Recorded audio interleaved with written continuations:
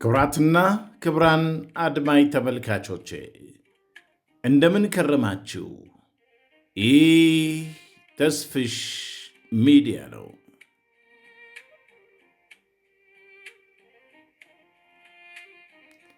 ባለፈው ጊዜ እርካብና መንበር የተሰኘውን መጽሐፍ ክፍል 1 ተመልክተናል።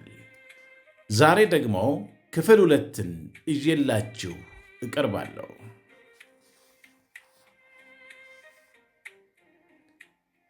ይህንን መጽሐፍ በብዙዎች ዘንድ አዘጋጅቶ ያቀረበው ክቡር ጠቅላይ ሚኒስትር ዶክተር አብይ አህመድ እንደሆነ ይነገራል። ነገር ግን በቂ የሆነ ማረጋገጫ ስላላገኘሁ እኔ ደግሞ መጽሐፉ ላይ በተጻፈው አዘጋጅ ዲርአዝ ብዬ እቀጥላለሁ። እርካብና መንበር። ክብራትና ክብራን አድማጭ ተመልካቾቼ ከመጀመራችሁ በፊት የደውል ምልክቷን በመጫን ሰብስክራይብ አድርጉ። ለብዙዎች ደግሞ እንዲዳረስ ሼር አድርጉት። እናንተም ከወደዳችሁት ላይክ ማድረጋችሁን አትዘንጉ። ሐሳባችሁን ደግሞ በኮሜንት መስጫው ላይ ጻፉልኝ። ምክንያቱም የእናንተ ሐሳብ ለእኔ ማበረታቻ ይሆነኛል። እጅግ አድርጌ አመሰግናችኋለሁ። እርካብና መንበር።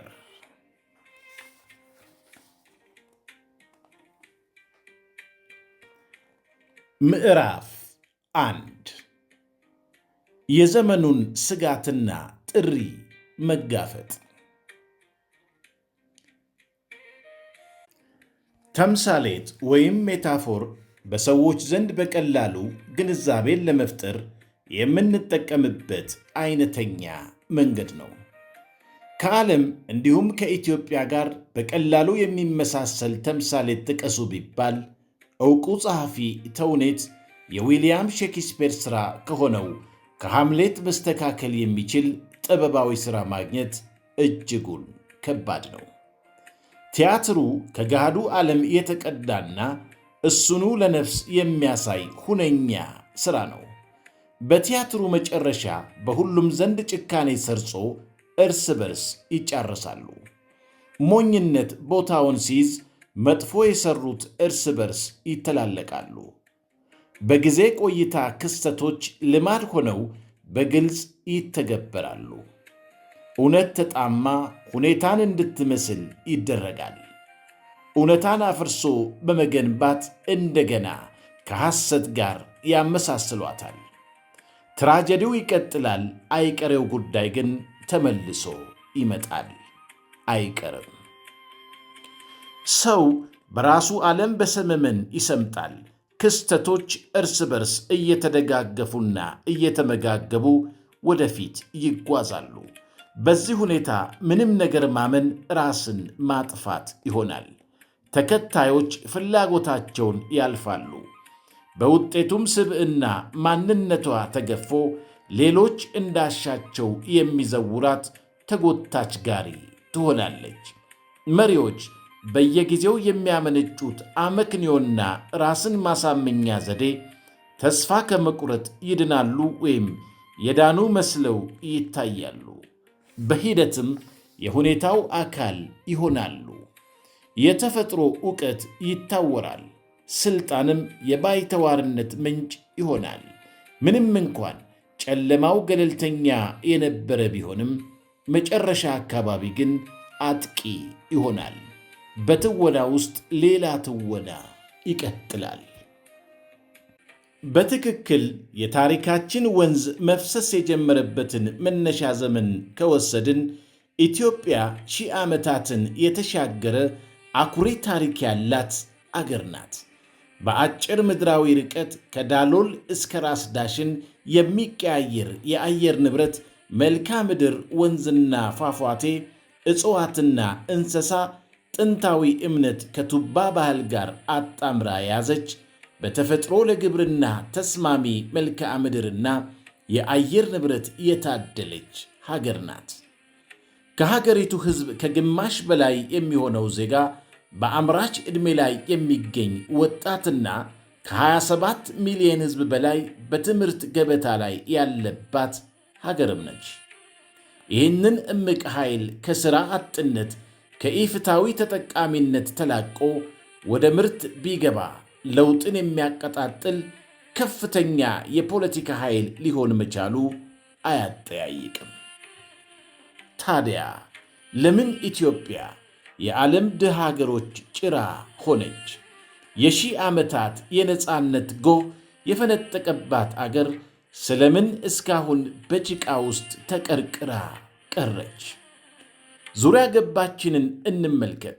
ሀገሪቱ ያላት ጂኦፖለቲካዊ አቀማመጥ፣ መልክዓ ምድርና የሕዝብ ቁጥር የአፍሪካ የኢኮኖሚ ዋልታ ሊያደርጋት የሚችል እምቅ አቅም በውስጡ ያቀፈ ነው። ነገር ግን ዛሬም ሀገራዊ መሠረተ ልማት መዋቅሮቻችንን ከማሳቀቅ ወደሚያስመካ ከፍታ ማሳደግ የሚያስችል መንፈሳዊ ዝግጅት ውስጣችን አልተጸነሰም። ፍቅራችን የበቀልንበትን የተሳሰርንና የተፈተልንበትን የሹሩባ ጉንጉን ከማጠናከርና ከማስረዘም ይልቅ ውሏችንን የሚያሳጥር፣ ትስስራችንን የሚያላላ፣ ከአድማሳዊ እይታ ይልቅ በመንደር ጣጣ የተደፈቀ፣ ከአጸድ ይልቅ ምሽግን ሙጥኝ ማለትን የመረጠ ሆኗል። ማኅበረሰባችን በተቃርኖ ዋልታዎች ላይ ሰፍሯል። የብሔር፣ ሃይማኖት፣ የጾታ፣ የኑሮ ደረጃ ልዩነታችን ስር እየሰደዱ ነው። ዕውቀታችን ችግራችንን የምንፈታበት ከመሆን ይልቅ ሌላ ችግር መፍለቂያ ምንጭ ሆኗል። ዛሬ ሀገራችን ላይ ዋነኛ የጸብ ምንጭ እየሆኑ የመጡት የሃይማኖትና የብሔር ግጭቶች ፊደል ቆጥረው ዲግሪ በጫኑ ኢትዮጵያውያን ፊታውራሪነት የሚዘወሩ ናቸው። ውጤታማ የምንለው ተቋምም ሥርዓትም ሆነ የእውቀት ማኅበረሰብ መገንባት አልሆን ብሎን አገልግሎት መስጫ ተቋሞቻችን እያረጁ እየበሰበሱ በአድካሚ ቢሮክራሲ እየተተበተቡ ከእርካታ ይልቅ የምሬትና የብስጭት ምንጭ ከመሆናቸውም በላይ የሙስናና የብልሹ አሰራር ቋት ሆነዋል። የሕግ የበላይነትን ዕለት በዕለት እየተሸረሸረ ቀጥኖ ሊበጠስ ሲቃረብ የግለሰቦች ሕግ አብቦ ይፋፋ ጀምሯል። መጽሐፍ ካልደከመን በቀር የችግር ዝርዝሩ አይቆምም፣ ይቀጥላል። የምንገኝበት ሀገራዊ እውነታ ይበልጥ አሳሳቢ የሚያደርገው የተተበተብንበት ችግር አያልቄ መሆን ብቻ አይደለም፣ የከበበን አስፈሪ ሉዓላዊ እውነታም እንጂ። ዓለማችን በተለይም አሁን ባለንበት ዘመን እጅግ ብዙ መልካም ነገሮችን እንደመያዟ መጠን ከፊቷ የተጋረጡ ብዙ መሰናክሎችም ዙሪያ ገባዋን ከበዋት ይገኛሉ። ሀገራት ከሀገራት ጋር የሚያደርጉት ግጭት፣ የት ይደርሳሉ የተባሉ የግዙፍ ተቋማት ውድቀት፣ እንዲሁም የፖለቲካ ሽኩቻ ለዓለማችን ራስ ምታት ከሆኑ ሰነባብተዋል። በተቃራኒው ደግሞ በሰው ልጆች ማኅበራዊና ኢኮኖሚያዊ ሕይወት ውስጥ እጅግ ብዙ ተስፋ ሰጪ ጅማሮች እዚህም እዚያም ጮራቸው ፈንጥቆ መታየትና መለመድ ጀምረዋል። እጅግ አስገራሚው ነገር የሰው ልጆች የስልጣኔ ጥግ ይባሉ የነበሩ ነገሮች እንኳን ከአሰራራቸው እስከ አጠቃቀማቸው ተቀያይረው ዛሬ ኋላ ቀር ለመባል በቅተዋል።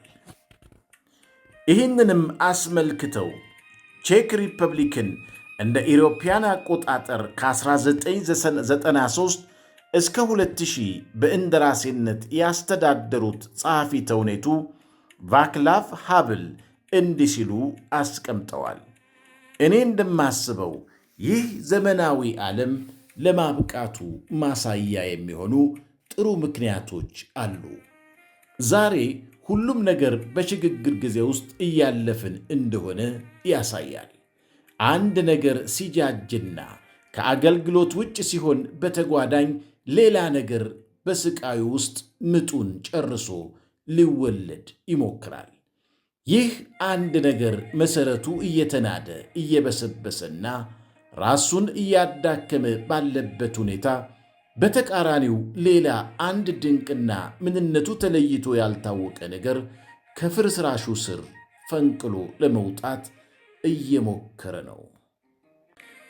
ይህ የሥነ ሥርዓትና የመረጋጋት እንቅፋት በየትኛውም ጊዜ የሚቀረፍ መሆኑን ለመረዳት እጅግ አስቸጋሪ የሆኑ ሁኔታዎችን አልፎ እየወጣ ያለውን የሰው ልጅ አሸናፊነት መመልከት ብቻ በራሱ በቂ ነው። እስራኤላውያን የሰው ልጅ በቂ ውሃ በማጣት ምክንያት በረሃብ ማለቅ የለበትም ብለው ዝናብን እንደፈለጉ ለማዝነብና ለማቆም የሚያስችል ቴክኖሎጂን ሰርተው ተግባራዊ ሊያደርጉት የመቃረባቸውን እውነታ ላነሳነው ሐሳብ አንድ ጥሩ ማሳያ ይሆናል። የዘመናችን ትልቁ ስጋት ሀገራት እርስ በርስ የሚያደርጉት ግጭት ብቻ ነው ተብሎ የሚታለፍ አይደለም። ምክንያቱም ግጭት አሸናፊና ተሸናፊው የማይሰየምበት፣ አትራፊና ከሳሪው የማይለይበት መሆኑን ዓለማችን ከተረዳች ሰነባብታለች።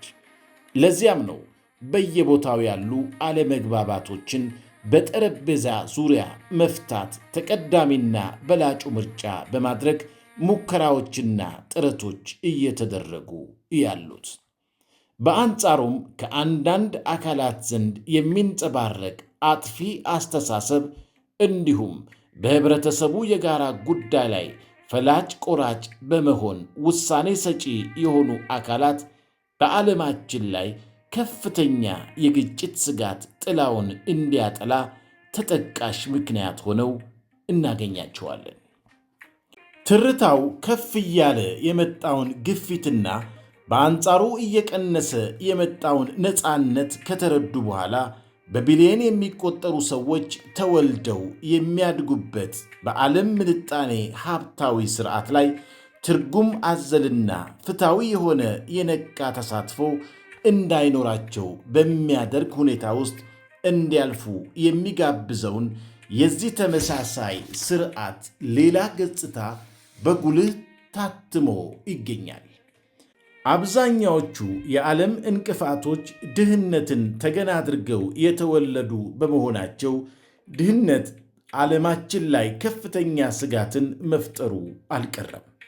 ዓለማችን ይህንን ክስተት ተረድታ እልባት ከመስጠት ይልቅ ለባለጸጋዎች እንቁላሏን ለድሆቹ ደግሞ ኩሷን በመስጠት ዕድልና በረከቷን ቀን ለሞላላቸው እንካችሁ ማለቷን ገፍታበታለች። ምንም እንኳን አንዳንድ ሀገራት ሕዝቦቻቸው የበለጸጉ ቢሆኑም በተቀረው ዓለም የሚገኙ የሰው ልጆች ግን ድህነት በሚባል ሰንሰለት ተጠፍረው አሰቃቂ በሆነ የረሃብ፣ የዝቅተኝነት፣ በይሉንታ የመሸበብና በጠባቂነት አለንጋ እየተገረፉ የማይሽር ቁስላቸውን እያስታመሙ የማይፋቅ ጠባሳቸውን እያስታወሱ የማይታበስ እንባቸውን እያፈሰሱና ነገን በተስፋ እያለሙ ሊነጋ ሲል በሚጨልም ጽልመት ውስጥ አንገታቸውን ደፍተው እናገኛቸዋለን። በአጠቃላይ የምንኖርባት ምድር 80 በመቶ የሚሆነውን ሕዝቧን በድህነት ጫንቃውን አጉብጣ የእንፉዲድ እያስኳተነችው ትገኛለች። ቁጥራቸው ከግማሽ በላይ የሚሆኑ የዓለማችን ሕፃናት ምቾት በሚነሱና አሰቃቂ በሆኑ ሁኔታዎች ውስጥ እየተሰቃዩ የሚገኙ ከመሆናቸውም ባሻገር በየቀኑ ሕፃናት ለሞት መዳረጋቸው ከሰው ልጅ አሳዛኝ ክስተቶች መካከል ተጠቃሹ ነው። ይህንንም ነጥብ የሚያረጋግጡ መሠረታዊ ጭብጦችን በማሳየት ለማቅረብ ልሞክር። በግብርናና በምግብ ምርት አቅርቦት አስተማማኝ ደረጃን ለመጨበጥ ከፍተኛ ሀብት የሚታፈስበት ስርዓት ያለ ቢሆንም በሌላው በኩል በሕይወት የማያቆይና ዝቅተኛ ጥራት ያለው እንዲሁም አካልንም ሆነ አካባቢን ለብክለትና ጉዳት የሚዳርግ ምግብ ማምረት የቀጠለበት ሁኔታን ልብ ይሏል። የትምህርት ሥርዓትን ለማጎልበት ቀላል የማይባል መዋለ ንዋይ የሚፈስ ቢሆንም የሰዎችን መጻኢ ዕድል የሚወስኑና ቅርጽ ለማስያዝ የሚያስችሉ ትምህርት ቤቶችን፣ ከፍተኛ የትምህርት ተቋማትንና የትምህርት ሥርዓትን መፍጠር አለመቻሉን በተጨባጭ መታዘብ ይቻላል። በአጭሩ ባነሳነው ሐሳብ ላይ ተንተርሰን ጥቂት ገፋ እናድርግና ከሌላኛው ጽንፍ ጋር እያነጻጸርን መመልከታችንን እንቀጥል። ዓለም ለአንዱ ፊቷን ለሌላኛው ጀርባዋን ሰጥታ የምናገኛት መሆኑን እሙን ነው። በሚሊዮን የሚቆጠሩ የዓለማችን ሕፃናት የሚላስ የሚቀመስ አጥተው በምግብ እጦት እንደ ቅጠል በሚረግፉባት ዓለማችን ውስጥ ከዚህ ትዝብታችን ብዙም ሳንርቅ ምግብ ተትረፍርፏቸው ወደ ገንዳና ጉድጓድ የሚደፉ አያሌ ምዕራባውያን አገራት እንዳሉ መዘንጋት አይኖርብንም። አዚሙ ወደ እኛም እየመጣ ያለበት ትዕይንት ይስተዋላል። ዓለማችን እስከ ፕላኔት ማርስ ድረስ መጓዝ የቻሉና ከፍተኛ ቁጥር ያላቸው የተማረ ኃይል ቢኖራትም ከላይ የተወሰኑትን ክስተቶች የሚሽሩና እንደ ልባሽ ጨርቅ አውልቀን እንጥል ዘንድ ያስቻሉ ጠቢባን ግን ማፍራት አልተቻላትም። ለሰው ልጆች ችግር መፍቻው ቁልፍ በሰው እጅ የመሆኑን ያህል ችግሮቹን ከናካቴው ለማስወገድ እንዳይቻል ካደረጉ ምክንያቶች አንዱ ራሱ ሰው ነው። ገሚሱ ለችግሩ መፍትሔ ሲያፈላልግ፣ ገሚሱ ደግሞ የመፍትሔው ማርከሻ ችግር ማፈላለግ ላይ ተጠምዶ ይውላል። የኮምፒውተራችን ቫይረስም ሆነ እሱን መከላከያው ጸረ ቫይረሱ የሚሠራው ያው በእኛው በሰዎች አይደለምን? አበው በሬ ካራጁ እንደሚሉት አልቃሽና አስለቃሽ፣ ገዳይና ሟች፣ አጥፊና ጠፊም አንድ ላይ በመሆናቸው ችግሩን የመቅረፍ ሥራ ያው ከውሃ ቅዳ ውሃ መልስ የዘለለ አልሆነም። አሁን ላይ ዓለማችን በብዙ ጥልፍልፍ ውጣ ውረዶችና በተለይም በፖለቲካና በሃይማኖት አክራሪዎች ሳቢያ የስጋት ቀጠና ከመሆን ክፉ ዕጣ ፈንታ ጋር ለመኖር ተገዳለች። ምንም እንኳን የሽብርተኝነት ሕግ ቢወጣም፣ ከፍተኛ በጀት ቢመደብ፣ በየአቅጣጫው ጥበቃው ቢጠናከርም ከእነዚህ አካላት በሚሰነዘሩ ጥቃቶች ብዙ ቦታዎች ላይ ሰዎች መሞታቸው ቀጥሏል። ብዙዎች የወጡበትን ዓላማ ሳያሳኩ በወጡበት ቀርተዋል። ብዙዎች የሚወዱትን ወዳጅ ዘመድ ተነጥለው ልባቸው ተሰብሯል። ብዙዎች በየቀኑ ከቤታቸው መውጣታቸውን እንጂ ወደ ቤታቸው መመለሳቸውን እርግጠኛ መሆን ተስኗቸዋል። ብዙዎች ነገን አሻግረው ቢያልሙም ምንጩን በቅጡ ባልተረዱት የሽብር ጥቃት የናፈቁትን ነገር ማየት ሳይችሉ ዛሬም መጨረሻቸው ሊሆን በቅቷል። የሞት ጽዋን ከመጎንጨት ያመለጡ ተስፈኞችም ቢሆኑ ከመኖር ወዲያና ከመሞት ወዲህ ተጥለው የልዕለ ተፈጥሮን ረድኤት ይጠብቃሉ።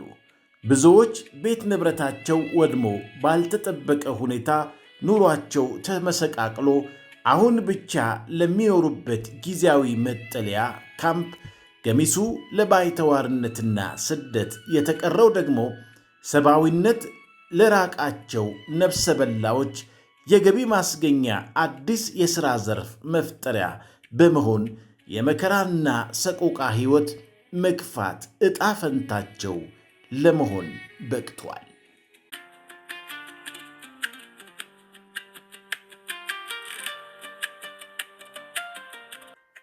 ክቡራትና ክቡራን አድማጭ ተመልካቾቼ ዲር አዝ በ2009 ይሄንን ጽፏል። ዛሬስ ምን ይመስላል ሕይወታችን? ሰብስክራይብ እያደረጋችሁ ላይክ፣ ኮሜንት እየጻፋችሁ ላልሰሙት ደግሞ እንዲሰሙ ሼር እያደረጋችሁ እስቲ በጉዳዩ ላይ የተሰማችሁን ጻፉልኝ። እጅግ አድርጌ አመሰግናችኋለሁ። ሰላማችሁ ብዝት ይበል።